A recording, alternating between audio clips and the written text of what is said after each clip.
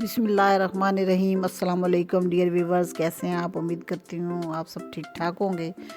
आज जो नुस्खा आपके लिए लेकर आई हूँ वो चंबल के बारे में है।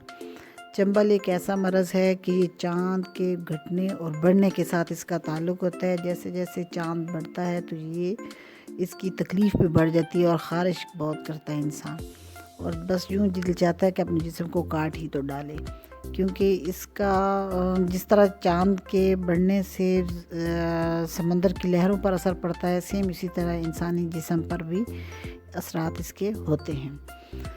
तो इसके लिए बहुत अहम नुस्खा है, बड़े गौर से सुनिए और इसे लिख लीजिएगा, कोई भी जुज़ इसका रहने ना पाए।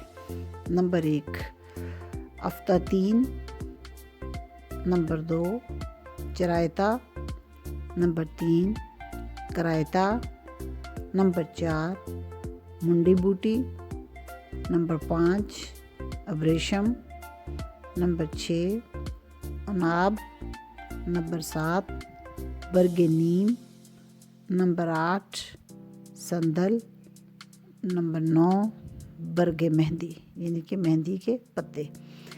इन सब को आपने 2-2 तोले लेना है।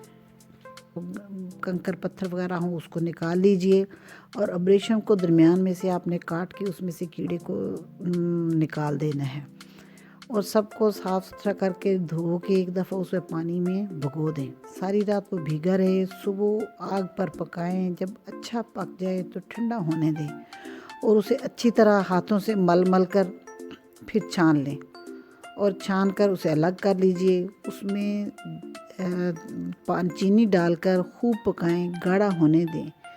फिर जब ठंडा हो जाए उसे बोतलों में बंद कर लीजिए। तो हर खाने के बाद आपने 2 टेबलस्पून इसको ले लेना है। ये हर किस्म की चंबल, ख़ारिश, इवन के पैदाइशी ख़ारिश से भी छुटकारा मिल जाता है। और याद रहे, इसको आपने जब तक इस्तेमाल करना है, ये 2 से 3 माह तक आप इस्तेमाल करेंगे, और उसमें नमक से आपने मुकम्मल परहेज़ करना है, क्योंकि नमक इसके लिए अच्छा नहीं है जब तक आपने ये इस्तेमाल करना है। शुगर वगैरह जो है या मीठा वगैरह वो आप इस्तेमाल कर सकते हैं। सब्सक्राइब करना मत भूलिएगा। अल्लाह हाफिज़।